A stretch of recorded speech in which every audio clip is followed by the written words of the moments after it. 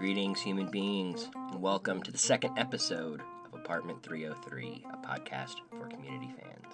My name is Dave, and alongside our co-hosts Adam and Scott, I would like to thank all of you who joined us in episode 1. Your initial support and enthusiasm has definitely urged us to get this episode out ahead of our original schedule. If you're joining us now for the first time, welcome. Apartment 303 is a new podcast where we discuss and debate all things community, attempting to delve into each and every layer of the show, what makes it work, and why we love it. So, without further ado, let me reintroduce Scott and Adam. How's it going, guys? What have you been up to since the last podcast?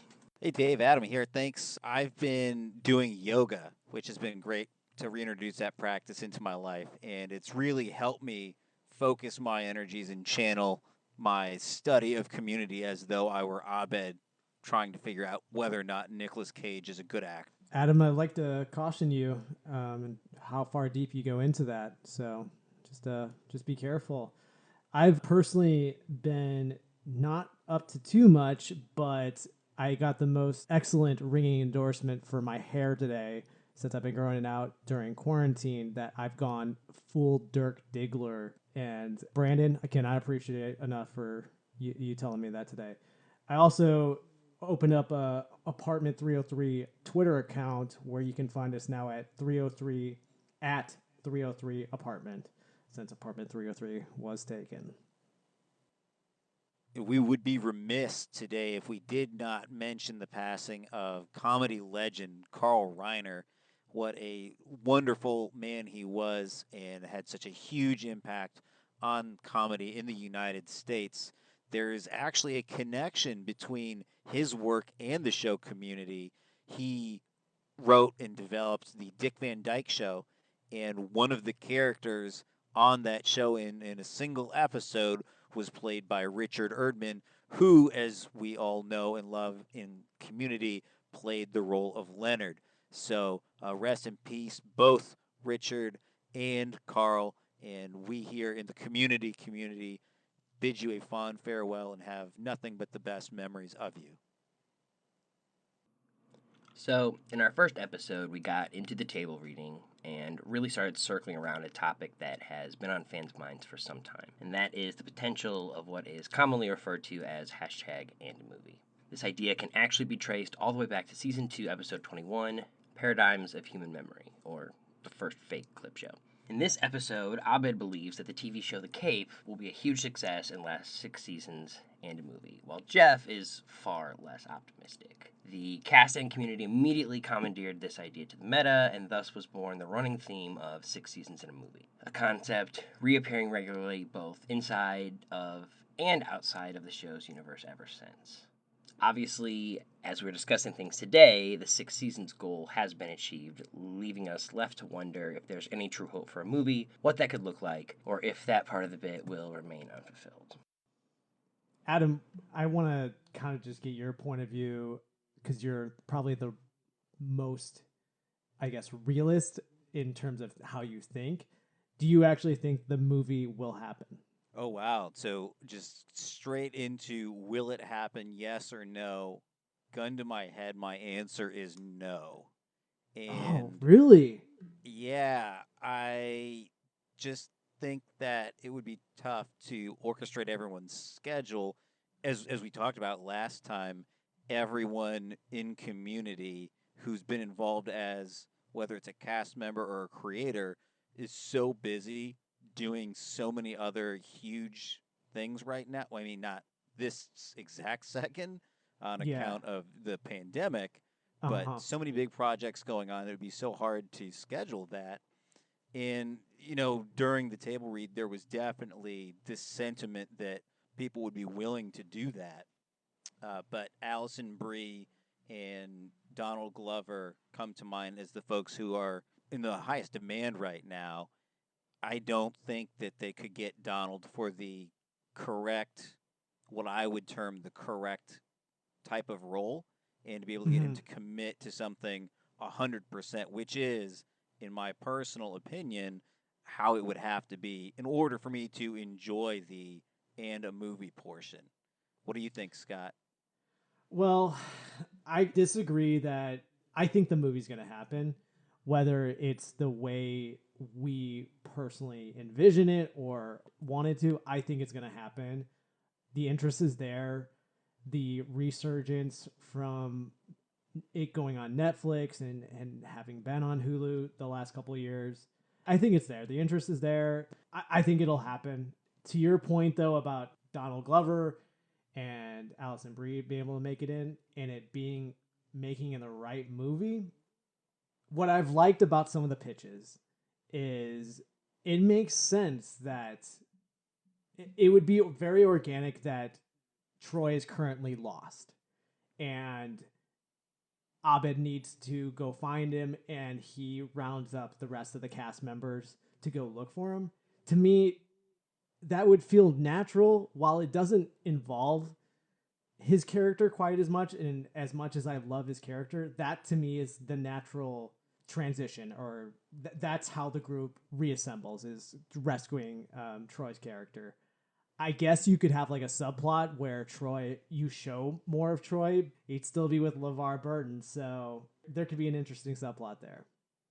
Yeah, I agree, and that was an interesting point. That I think that was Donald's pitch partially in the post table read, and it's funny. I didn't think of this before, but as you're explaining it, that almost sounds like one of the old Muppet movies. Like, oh, we've got to go round up the gang and travel by map and all that. There's definitely potential to mine some meta humor out of that, which I think could be pretty funny. I am going to sort of transition here rather than continuing to talk about potential pitches, because I'll leave that to someone who's a lot more clever and creative than I am. But before you I'll do, just I kind of was, I'm curious okay. to what you had said about it would be done right. What's your idea of it being done right? Yeah, so the idea of it being done right is that Troy plays an integral role, and that Annie and Jeff, Britta, and Shirley as well, Abed, of course. And I think what could be really interesting would be, in the span of 90 to 120 minutes, to use multiple different multiple media and different approaches. One of the things that's so great about Community is, oh, this episode's a documentary and this is something different. So figuring out a clever way to do that would be, again, the right way. I I would guess want like you a could lot. have the different acts be different mediums, really. That could Yeah, be. that's definitely a fair point. I would also want a lot of the minor characters to come back up again, and someone like Vaughn, who was totally kind of written out, would need to be in it. For me to think, not for it to be done right, but for it to be Yeah. at the pinnacle of what Community was, Vaughn would have to be in it. Professor Duncan would have to be in it. And Vaughn still has his beef with Pierce. He said yeah, this he isn't does. That over. hasn't. Maybe we find out that Vaughn has actually killed Pierce, and that the whole thing was a cover-up. That's, and then Annie Whoa. has to investigate. Okay, all of a sudden now we've got a little traction here. We got a movie going on. We do, we do. It could be an examination, and this would be really meta, of all the different all the different fan fiction pitches. Mhm. Abed could do something with that, and Annie Kim is another character I would love to see back, Oh, and just a bunch of little nods to the details from the show up to this point without, and I don't personally really want to see any new characters.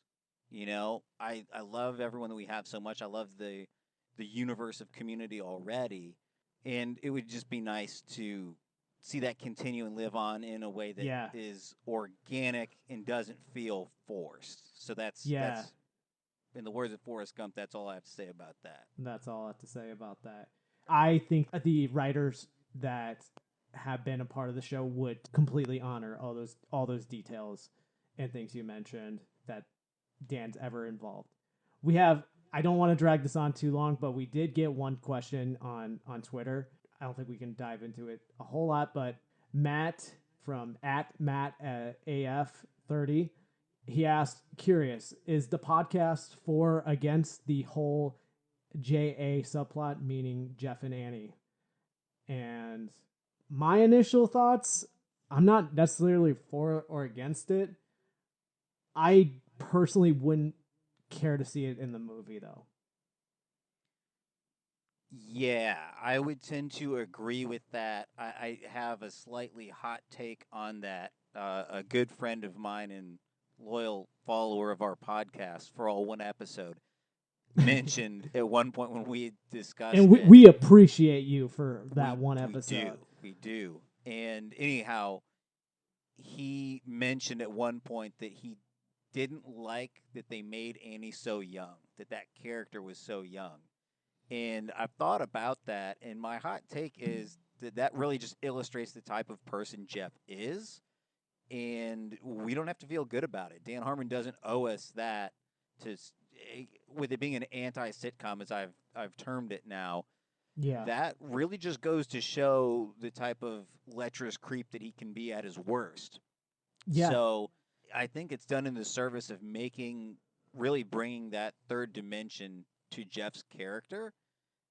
Now, that said, I totally agree with you that I want Annie to go off and do her own thing and become this grown woman who's independent of the study group and not feel like she needs Jeff. That's the type of character development I would love to see for Annie. And Yeah. as of now, that exists. That possibility was fleshed out in the series finale. If they were to come back to a movie, I would also like to see that independence maintained. Annie's independence from Jeff, you mean, and the group. Correct, yes. That is a good point, and I'm going to have to agree with you there. Look at that. We started off with a disagreement and we brought it back to agreement. Huzzah. I had one other sort of approach to this question, which you started off, do you think it will happen? My follow up is, do you want it to happen? And there again, I'm going to be a little bit of a naysayer on this one because I just love how it ended. I love so much the way that things were not totally concluded in a satisfying way that is, the storybook ending typical of a lot of popular TV shows, Yeah. television, movies. I think probably are the biggest culprit there. But the fact that I didn't like the episode the first time I watched it and it left me unsettled, that again continues to shine a light on how real and true to life community can be in Yeah. certain ways, and I really love that about it. That's what makes it one of my all-time favorite episodes, not just of community, but I think in terms of network television finales, I think it's one of the best because it forces you to, or forced me anyway, to kind of examine my own existence and see to what extent I identified with Jeff and how he felt. And I'm not trying to give anything away for those folks who haven't seen it yet, but that was really wonderful and done in a heartfelt, honest, but unsettling way. I'm about 65-35 for not wanting the movie and also wanting the movie. I'm in the same boat as you where I'm actually a fiercely defendant of shows ending when they should. Like Breaking Bad. Breaking Bad started with the end in mind, and in my opinion, I think it has one of the, I know we differ on opinions on this particular show, but it has one of the best built up story arcs and endings of all time of any television show, just because it had the end in mind. And it's a lot different than Community for so many reasons. But what Community does that I think is what makes it a different show is, even though it's a sitcom and it's not entirely plot driven, there's still movement on the characters. And I do think the last episode, I know both you and I have it in probably our top 5 favorite episodes. Yeah, and we do. Yeah, and they do end the show just fantastically, and so there is all that you had mentioned, but that 35%, I think what drives me to want it and want the movie and wanted to see it to come to light is also like I feel like Troy's story is a little unfinished. We got to see them open up with you have, the heart of the hero, and we got to see how important his role was in terms of his relationship with Abed. But we really didn't get to see him become his own man yet, even though I guess as the audience we're left to assume he is out there doing the things that Pierce didn't do and doing it right. But I would like some closure on that. Do I deserve it? Do the fans deserve it? No. I think the writers and community left everything as it should and could be, but I still can't help but want just a little. If it ends with what I don't want to see is happen is there's a successful movie and then there's a call for more seasons of community. That's what I don't want to see happen. I feel like if they do the movie, it also plays into the meta to 6 seasons in a movie and they finish it, then they have the movie part completely, Abed's prediction comes true. And so that's part of another reason why I want to see the movie come to light is like it's still meta part of the show, 6 seasons in a movie. So do I want it? Yes. Yeah, I think you're hardly alone in that assessment, and if it's done right, I'll enjoy it as much as anybody. So, in Season 1, Episode 3, Jeff searches for the ultimate blow-off and lands in Professor Whitman's accounting class. However, Whitman's instruction focuses more on seizing the day than delivering content necessary for future accountants. When Jeff approaches the study group with this opportunity, we find out that Abed's dad won't pay for classes unless they are directly related to the family falafel business. Britta intervenes, offering to pay for him to take a film class. To say the least, Mr. Nadir does not care for Britta's meddling. While the study group works on their accounting homework of telling 10 people they love them, Britta and Jeff worry about Abed skipping class as though they have become his new mom and dad. Abed films these conversations and splices them together for a video. At the end of the episode, he shares it with his father, Jeff, and Britta. Also, Pierce teaches Troy to sneeze like the commanding boardroom executive he once was. So, I know for you guys, this was one of the first episodes that caught your interest originally. For me, it wasn't, but after the fact, rewatching, looking back, it has become one of my favorite episodes over time. So I'd like to toss it back to you guys just to get your insight into this episode. Dave, I couldn't have actually said it any better. And just two different experiences of viewing this the first time versus subsequent watches is one of the most rewarding, and I think that makes it one of the most rewatchable shows in the entire catalog of Community episodes. And I will go so far as to say that this episode is done so well, it's so clever, that it is one of the all-time great sitcom episodes, period. Full stop. It may not even be my favorite episode of Community, but I think what it does is so incredible, and it blends so many things together. It sets up character arcs, and it does it in a way where it's so subtle you don't realize it the first time. It's almost like a magic trick where you're paying attention to the Flash, which is Jeff and Britta, because that's what we're kind of trained to see sitcoms as, but everything is happening in plain sight and is being foreshadowed within the episode and within the series. And it's just so brilliant. We could spend multiple podcasts talking about it, but we'll just do kind of an overview of that today. So that's my 2 cents. Scott, what are your thoughts? So you had pitched this to be our first episode to review and go through and kind of dissect. And I didn't get why, to be honest, when you had first brought it up. After subsequent rewatches as well, I have grown to understand what you meant and why this sets up a lot of the things that follow the rest of the TV series.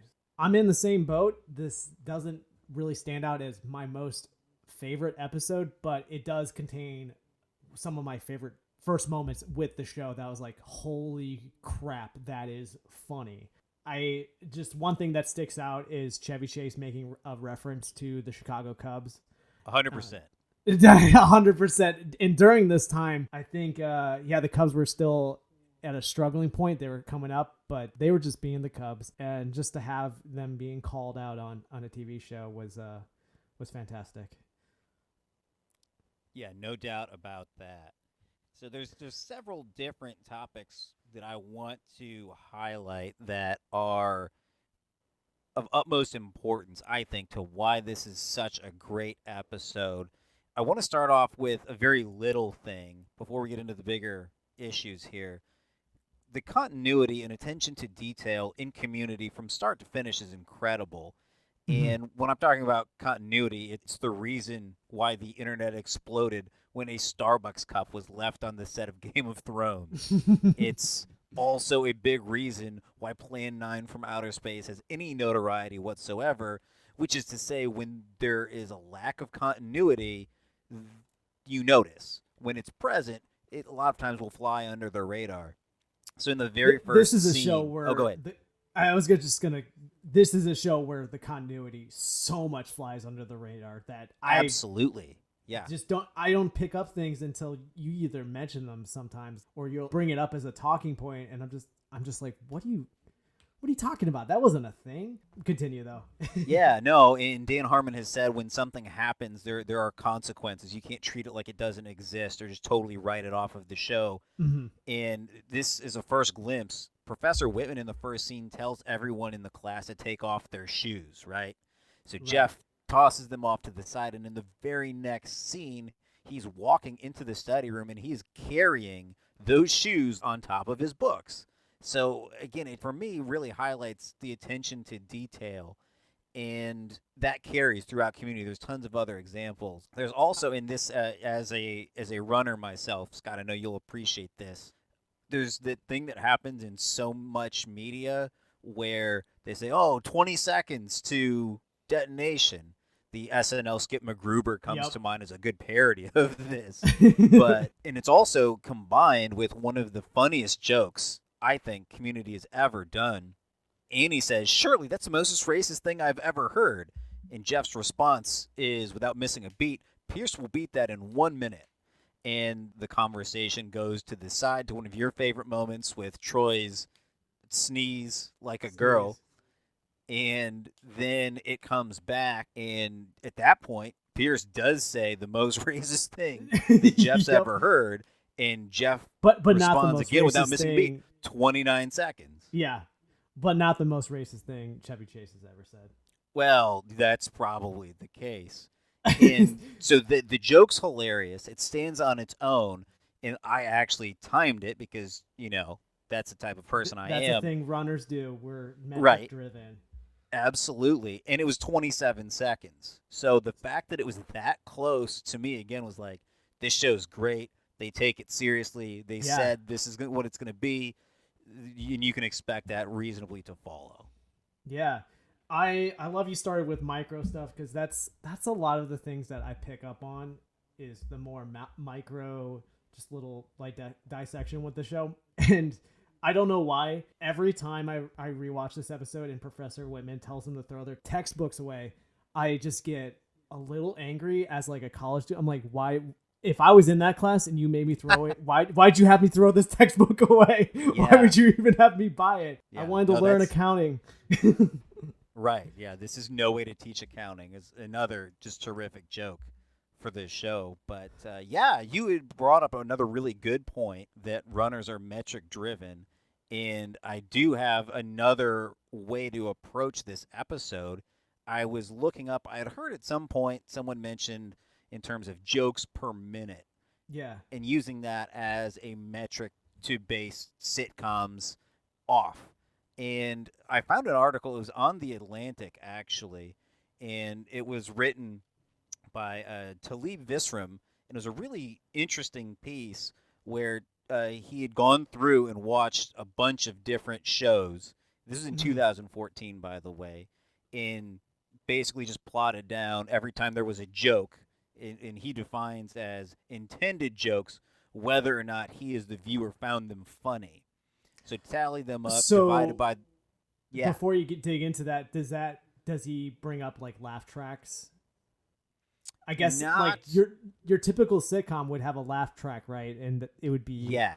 a lot easier to kind of like, oh, this is a joke because cue laugh track, you know. Yeah, and that's such a great point, Scott. It doesn't come up in terms of the calculations, but Mm-hmm. in the article, which we can link below, it does talk about a little bit about the laugh track versus the non-laugh track sitcoms because both appear on this list.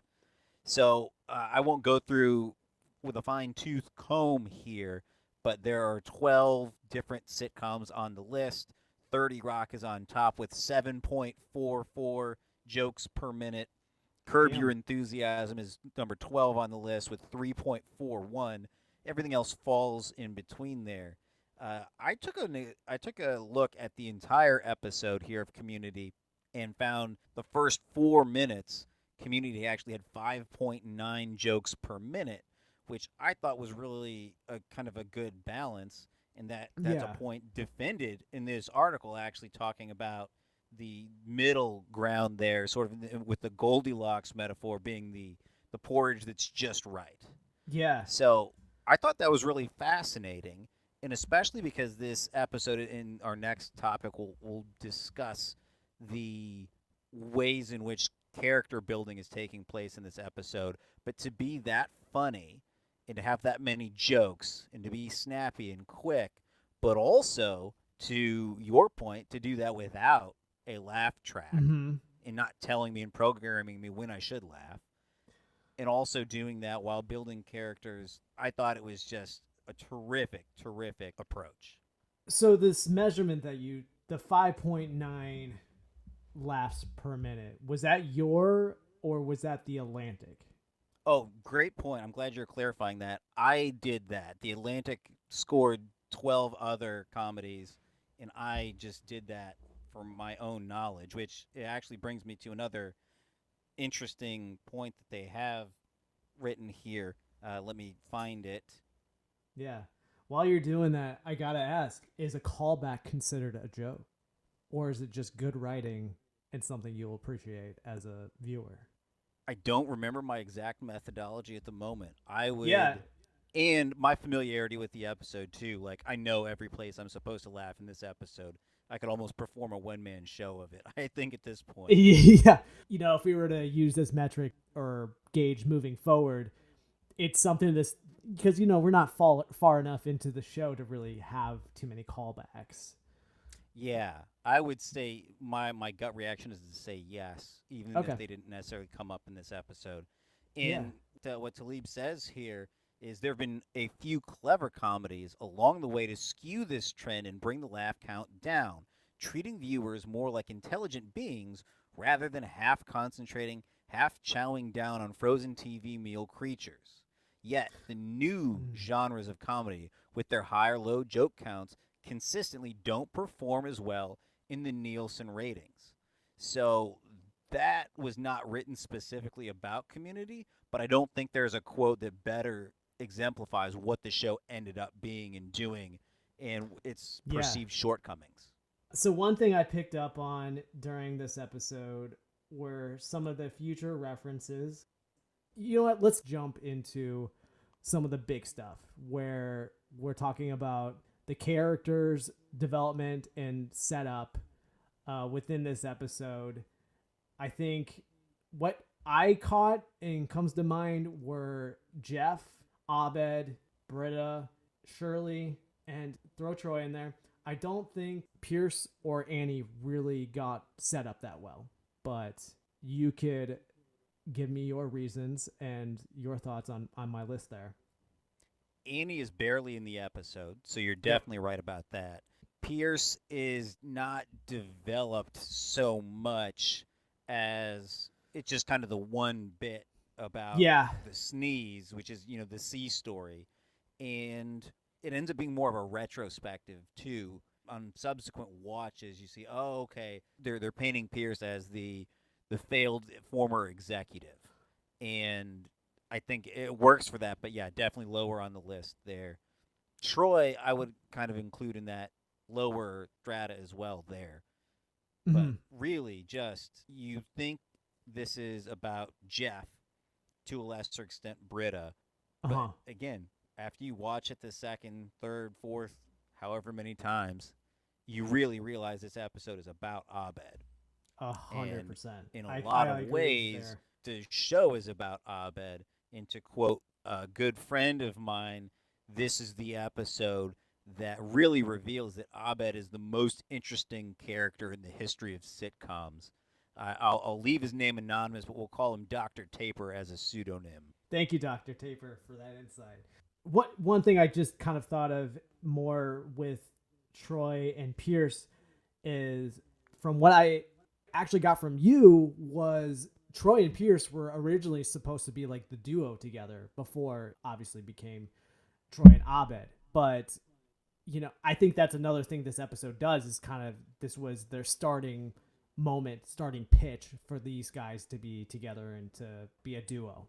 Less so than they're absolutely. actually like we're going into their character development, more of here's this pitch of these guys are going to be an item. You're definitely right about that. And yeah, it does such a great job with so many different things. It's hard for me to even go beyond the obvious here, which is, and it goes to show why this struggled as a sitcom on NBC because, watching it sandwiched between 30 Rock and Parks and Rec or whatever, Mm-hmm. in the Atlantic quote, this is treating us like knowledgeable, intelligent people. When Whitman says to Shirley or asks, "Why are you here?" Mm-hmm. and says, "You get an A if you can tell me why you're Greendale." Yep. And that whole scene and him asking a follow up, and then the third time she kind of breaks and gives an honest to goodness answer Yep. about why she's here. And that's really heavy if you think about it. It counts as a laugh because it's a shock and you don't expect it. But Right. when it actually happens, you realize, oh, this is a person who has a lot of experience and a lot of baggage and a lot of reasons to be here. Mm-hmm. And again, the first watch, I didn't necessarily get that. I thought, oh, okay, that's funny. But again, Yeah. Dan Harmon's style is really brought to the forefront here, which is I'm going to give you something heavy. You can laugh about it, but upon retrospection, you will realize that that was an integral piece of that character. Yeah. Finding the humor in things that, for lack of a better word, that are real. A lot of our jokes or self-deprecating humor, there's always like an element of truth to them, and I think they struck that chord with that segment you just described. So yeah, that's a great moment in this particular episode. It is, and I really love how you posed that too. I think that's a great, succinct way of saying what I've taken so long to say. So I appreciate that. Sure. And I guess we can kind of start talking about Abed now. We've Yeah. teased it enough times, and how just wonderful the character is, and also how much we find out about him in this episode. And again, another line that's used when he asks Jeff to if he wants to play the role of his dad. Jeff's immediate response, keeping in character with Jeff, is, "I don't want to be your I want to be father." your father. And yeah, and Abed immediately says, "Oh, it's perfect. You already know your lines." That counts as a joke. That's a Yep. sitcom type thing that you would hear someone say, Mm-hmm. generally with a laugh track, as you pointed out. But again, the absence of the laugh track makes it hit home and resonate in a different way once we get the comeuppance at the end, once he spliced everything together. And Well, not if you only really that, think about that, oh, go ahead. not even that. We just got insight into how his dad is and how he responds to Yeah, things. And we can already assume as an audience that there's something deep here that we don't know. We don't know what's going on because Abed is being Abed right now, and he's yeah. completely disconnecting. And future episode for something I want to dive into is who has more control over the study group members, Jeff or Abed. This episode definitely highlights some of the control I think Abed Yeah, has on the it gets the characters. ball rolling for sure, and it sets that up in a really perfect way. So Yeah. yeah, we get to see in the actor's name who plays Mr. Nadir is Iqbal Teba, and he's so good. He's such a Yeah. great actor and plays this role perfectly, I think. and to convey the passion, in the frustrated parent that he is in trying to raise Abed. He also says, which I think is brilliant, that it was hard enough to talk to him before, and now we have this between us, The camera. the camera, yeah. Yeah. And by doing that, he's actually setting up a red herring.